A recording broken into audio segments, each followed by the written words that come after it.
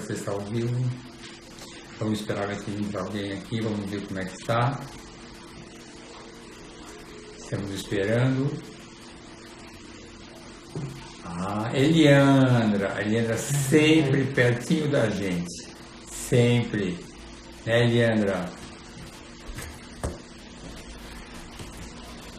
Olha só. Olá, boa noite para todas e para todos, também aqueles que estiverem nos vendo. Esse assunto que vamos falar hoje, eu e o Dr. Rogério Leão, é um assunto dos mais importantes que tem no capítulo de Medicina Reprodutiva, não há dúvida nenhuma sobre isso. Quem conhece as pacientes sabe que a grande maioria das mulheres que vêm, dos casais que nos procuram, já vem de uma via sacra de várias outras pesquisas, essas primeiras frustrações, achando que engravidar naturalmente, os primeiros ginecologistas, os primeiros exames, muitos deles dolorosos, eles têm já um sofrimento bastante importante, porque começaram muitos desses casais com tratamentos mais simples. A vida ficou parada, se dedicaram a esse tipo de tratamento, gastaram bom dinheiro com isso, e essa via sacra de médico em médico procurando soluções para um desejo tão importante, para uma meta tão importante na vida, que é ter a sua família, que é ter seus filhos. Nós aqui do IPJ temos uma missão muito importante, fazer o melhor que a gente pode para que as suas famílias, para que cada família consiga a sua gestação e ter seus filhos. Então, a partir de agora, nós vamos responder muitas das perguntas, não vamos conseguir responder todas de jeito nenhum, porque são muitas as perguntas.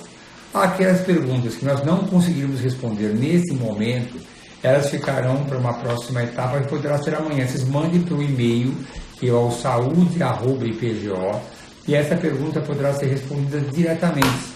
Então, o que for possível responder aqui, será respondido. O que não for possível, e serão muitas das perguntas que não teremos como responder agora, serão respondidas diretamente através do e-mail.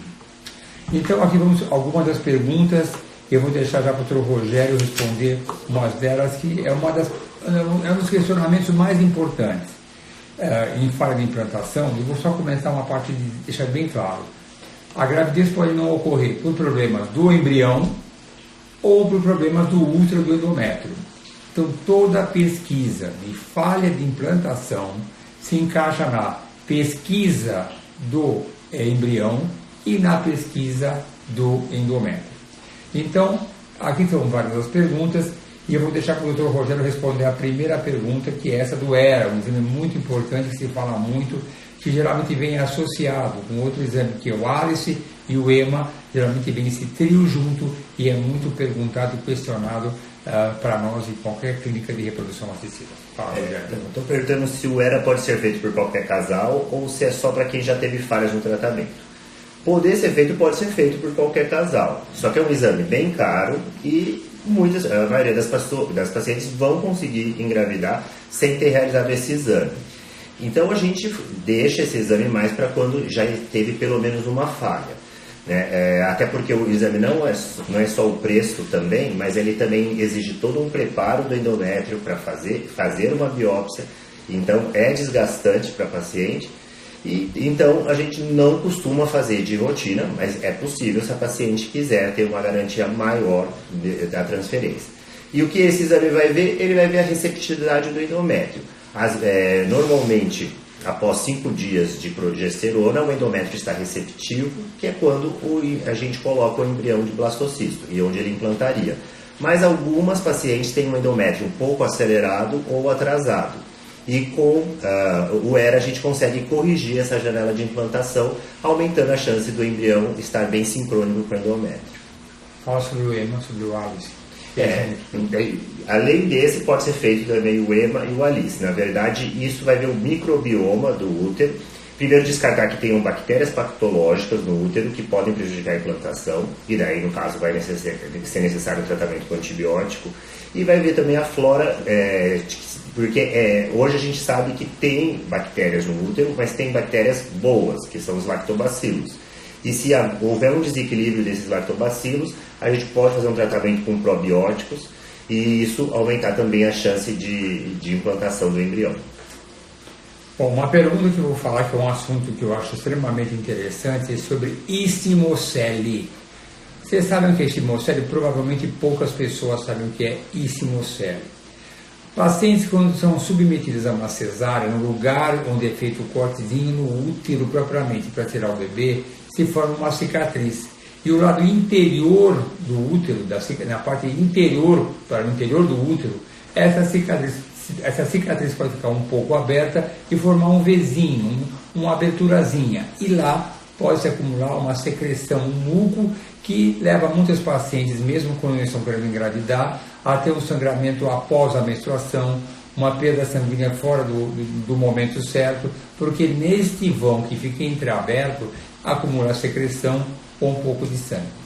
No tratamento da fertilização assistida, na hora de transferir o embrião, é até, às vezes, possível que o catéter que leva o embrião para o interior do útero, ele se encaixe, esbarre e o embrião pode ser colocado nessa cicatriz. E, além do mais, nessa cicatriz, com o acúmulo do muco, pode essa secreção contaminar o interior da cavidade uterina e impedir que o embrião se implante. Então, istimocele é uma abertura da cicatriz de uma cesárea anterior, onde se acumula secreções tipo muco ou às vezes sangue, que em reprodução assistida na fertilização in vitro pode impedir a implantação por secretar essa substância ou mesmo na hora de passar o catéter, encaixar o embrião nesse lugar.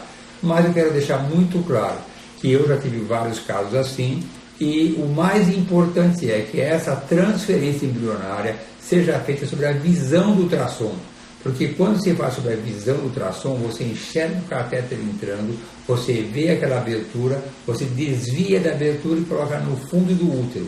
Desta maneira não haverá nenhum problema, essa istimocele que não afetará a taxa de implantação. Outra pergunta que tem aqui, temos que tem como se saber se o embrião tem boa qualidade para a implantação? Rogério. Na verdade, todo embrião ele é avaliado morfologicamente, ou seja, vê se como está o grau de expansão dele, no caso o embrião de blastocisto, se ele já está um blastocisto 3, 4 ou 5, né, quanto maior o grau dele, melhor a qualidade, e vai dar as notas A e B de acordo com as avaliações, e um embrião AA é melhor do que um que tem AB, que é melhor do que um C. Só que essa avaliação, ela não é muito preditiva de se vai implantar ou não o embrião. A gente cansa de ver embrião 3CC implantando em paciente que já tinha transferido um 4AA e não implantou.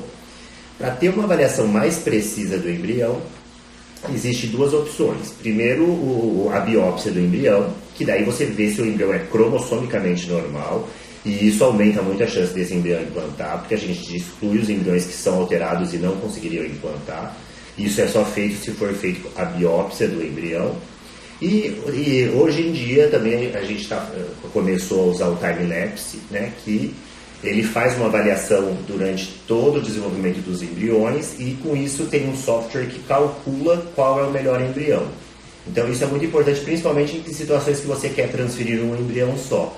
E às vezes para explicar por que a gente transferiu um embrião 5AA e não engravidou. Às vezes pelo time-lapse ele vê que ele não é um embrião tão bom como a gente pensava.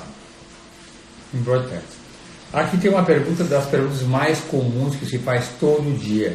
Qual a influência das alterações das células Natural Killer, NK, no processo de implantação do embrião?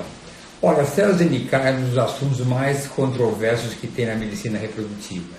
Se fala de uma maneira um pouco superficial, uns apoiando, outros contra. As coisas não são tão simples como se descreve por aí, células NK. Na verdade, existem dois tipos de células NK. Uma chamada células NK Bright, que são NK do bem, e as células NK DIM, que são células NK do mal, que atrapalham a implantação. Quando essas células NK estão em um nível muito elevado na cavidade endometrial, pode sim ser um fator que dificulta a implantação. Esse assunto nós conhecemos há muitos anos, já teve uma época áurea, muitos anos atrás, culpando sempre que essas NK eram responsáveis pela falha da implantação. Passou por um tempo que não se falava mais nada, que não era importante, mas nós continuamos fazendo. E agora, no último congresso europeu, que foi em Viena, voltou a se falar da importância da AstraZeneca. Achamos importante a AstraZeneca do endométrio importante, a AstraZeneca do sangue não tão importante, mas tem seu valor.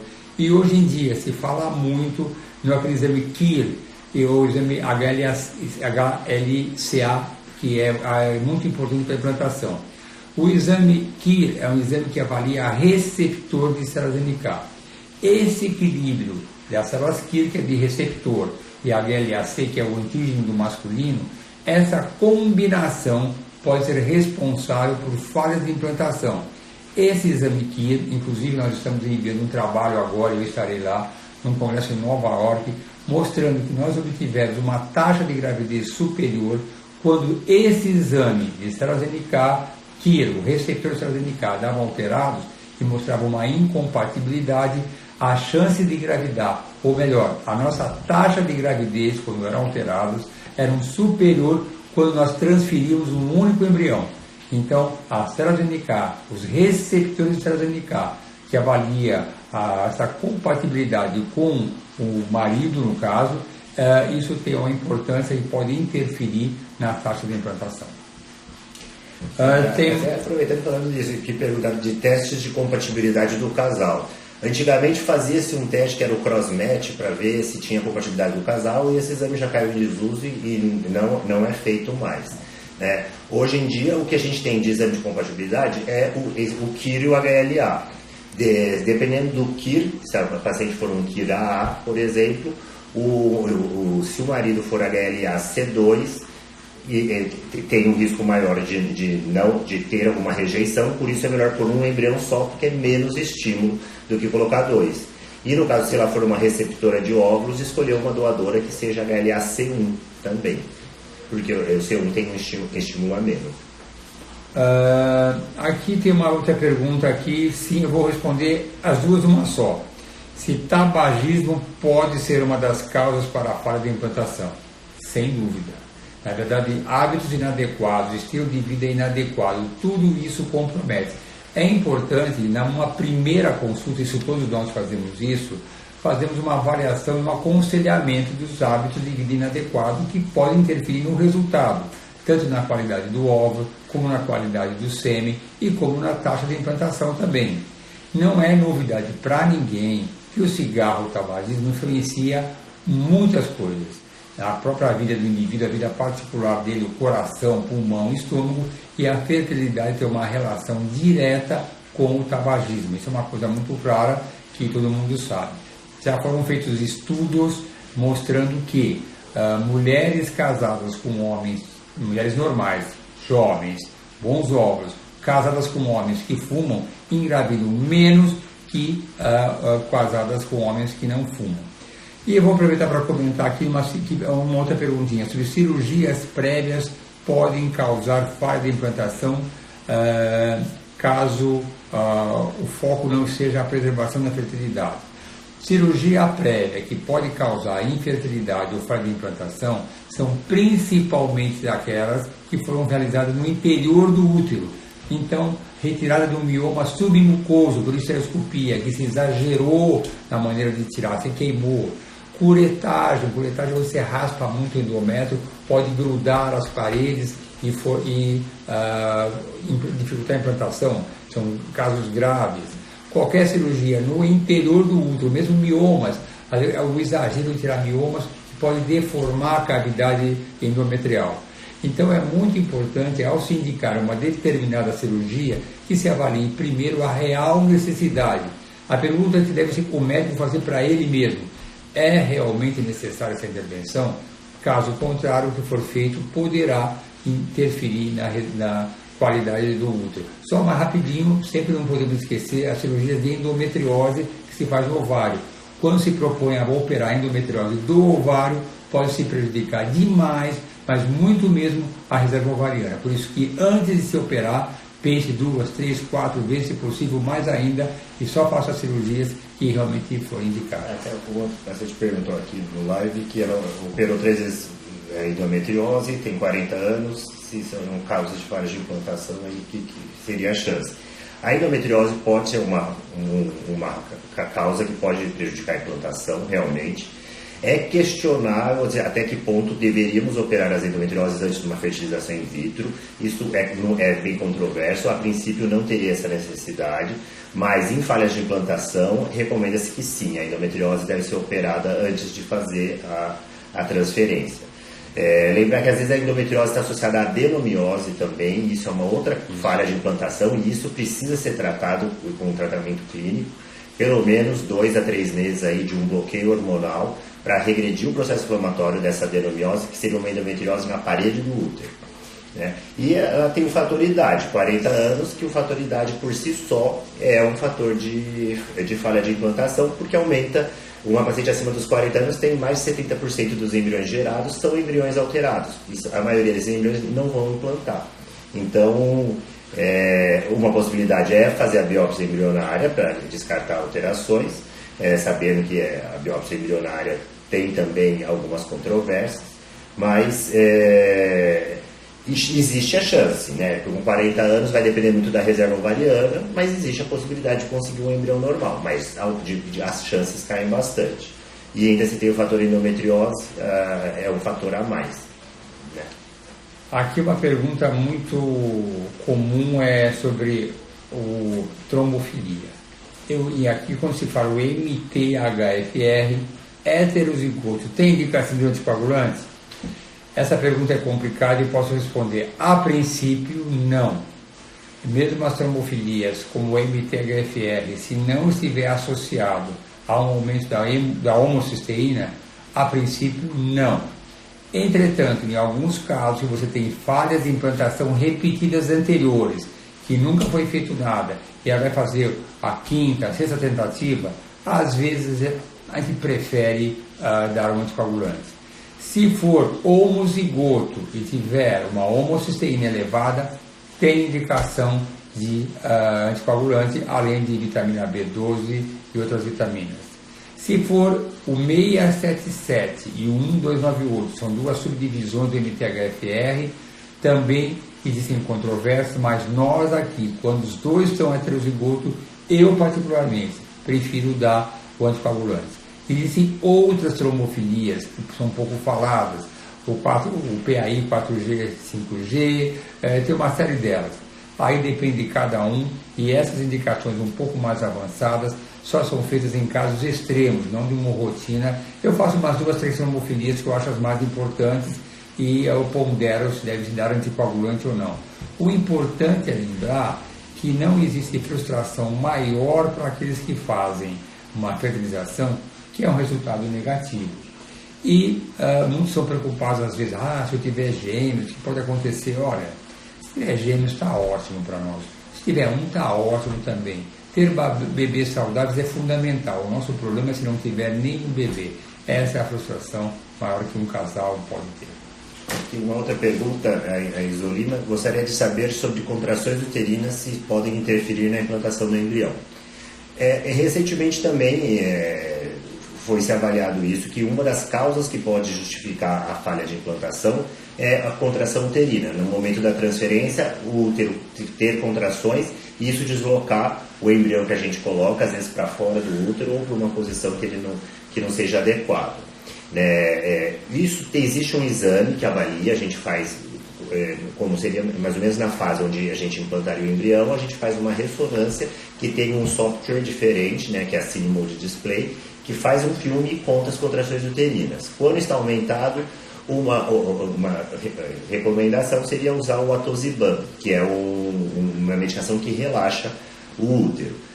Pacientes com endometriose e pacientes com mioma têm mais risco de terem contrações uterinas. A gente até mandou um trabalho que apresentamos no Congresso do Canadá, que a gente mostrou que pacientes quando operam endometriose melhoram as contrações uterinas.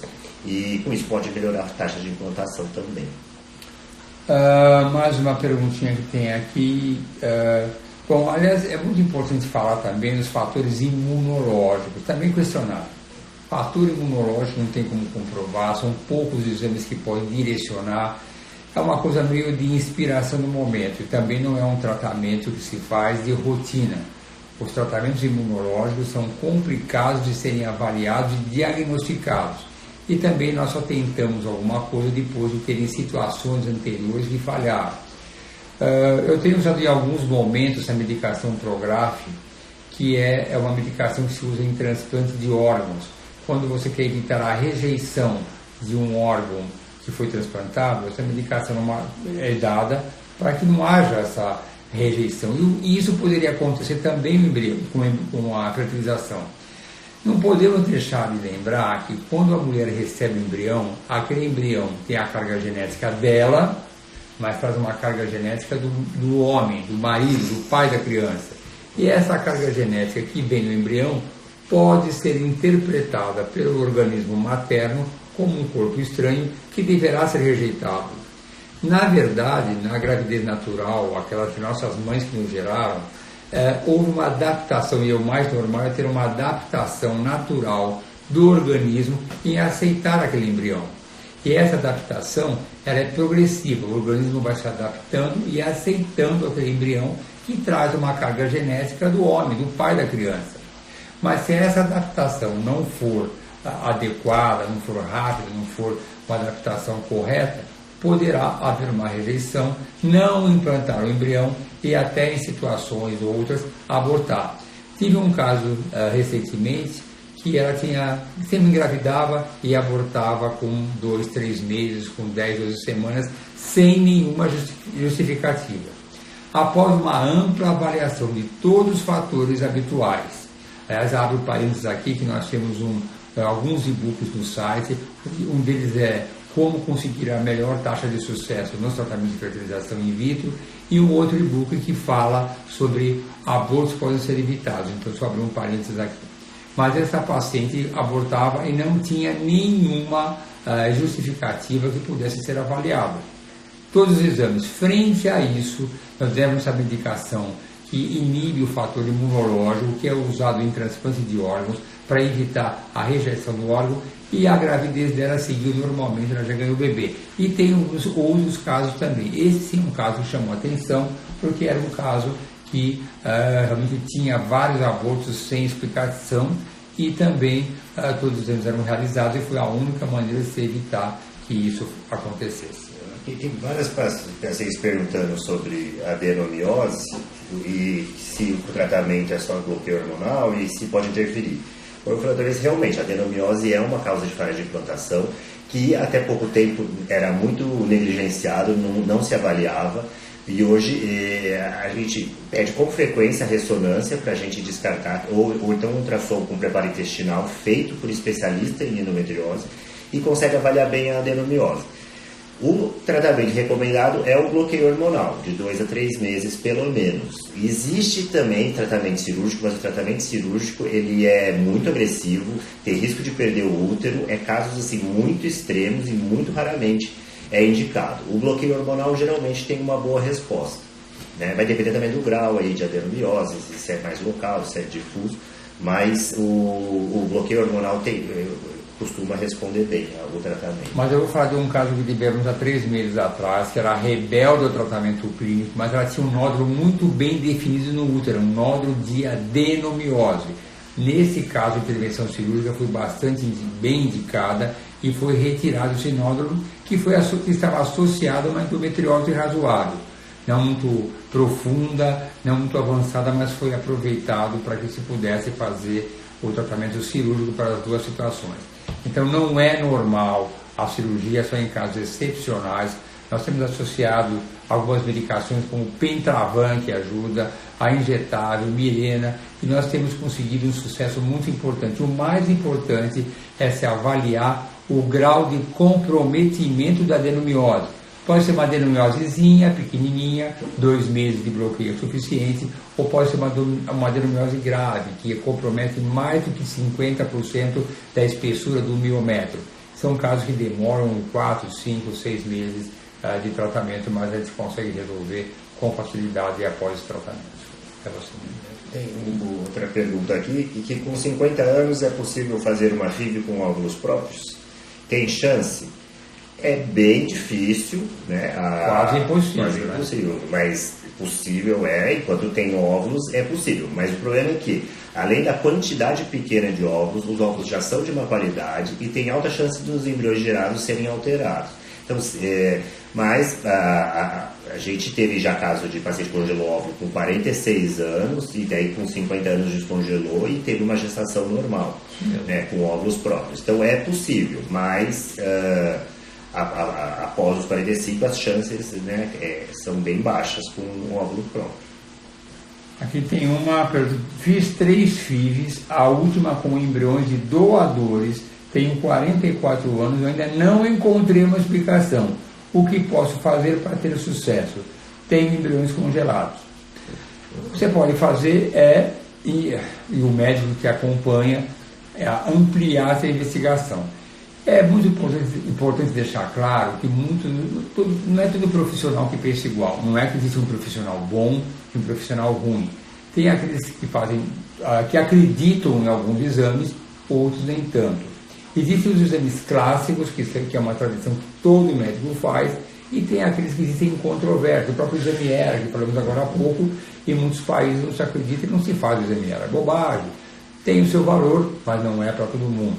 Esse exame EMA, a gente faz, mas também o resultado quase sempre é o mesmo, sempre dá bastante de borderline abaixo, e o tratamento é sempre o mesmo. Então, assim, deve ter um profissional que entenda o seu perfil e que muitas vezes avance na pesquisa naquelas mais avançadas. Para ter uma ideia, eu vou agora nesse mês, já falando do congresso que eu vou em 2 congressos em uma semana. O que eu vou fazer no congresso? 90% das coisas que falam, eu estou cansado de saber, porque nós todos da equipe aqui do IPGO vamos pelo menos a 8 congressos por ano internacionais. E o que eu vou fazer lá? O que eu posso aprender, alguma coisa que nós não fazemos aqui, e com isso incrementar a nossa taxa de implantação, que nós consideramos estatisticamente muito boa, em termos de padrões internacionais. Mas o importante é sempre estar na frente. Muitos tratamentos, eu sempre avalio o seguinte: se um novo exame, um novo tratamento não faz mal, não dói, e não custa uma coisa exorbitante, e podemos tentar para conseguir uma taxa maior de gravidez. O importante é não fazer mal o tratamento e não extorquir a parte financeira do paciente, mas devemos tentar tudo que é só tentado depois que a paciente passou por algumas falhas de implantação. Só uma aqui, tem várias pessoas que estão perguntando sobre qualidade de óvulo, uma que contou que coletou os óvulos, ela é jovem, mas não teve baixa fertilização, como melhorar a qualidade dos óvulos e se suplementos vitamínicos podem ajudar. Realmente, o principal fator para diminuir a qualidade dos óvulos é a idade, mas existem pacientes jovens que às vezes a gente colhe os óvulos e eles não têm uma boa taxa de fertilização. Uma vez tendo vindo óvulos ruins, não significa que é uma característica da mulher. Às vezes aquele ciclo não foi bom. O que a gente pode fazer para melhorar? Às vezes, individualizar primeiro o protocolo de estimulação. A gente tem complexos vitamínicos que a gente pode associar, que pode ter algum benefício, coenzima Q10, por exemplo, algo que pode melhorar aí a qualidade dos óvulos. Associar algumas medicações, como o hormônio de crescimento, é uma possibilidade também para melhorar a qualidade dos óvulos. Algumas pacientes, o uso do hormônio LH junto com a estimulação vai ter uma melhor resposta. Então, tem que individualizar o tratamento. E com isso a gente pode tentar melhorar. Agora, às vezes, realmente é uma característica e a gente não consegue melhorar essa qualidade. Lembrando que o embrião é a qualidade do óvulo, que interfere mais, mas a qualidade do sêmen também. Vitaminas podem melhorar o sêmen também, principalmente a fragmentação do DNA do espermatozoide, às vezes cirurgia de varicocele e algumas outras seleções na hora de fazer o espermatozoide, usar tipo o PIXI, que é uma seleção dos espermatozoides que consegue ver os espermatozoides com menor fragmentação.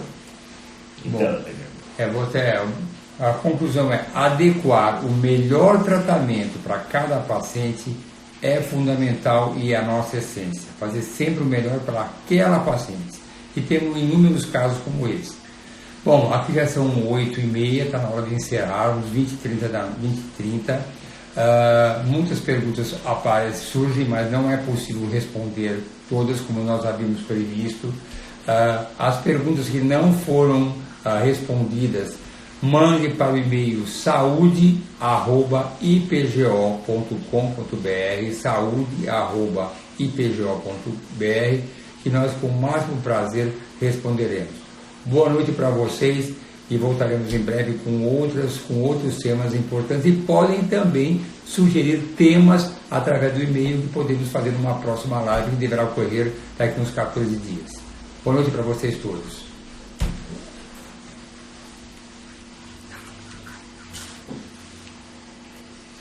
Parou, tem que apertar salvar. Você apertou para Eu salvar? encerrei.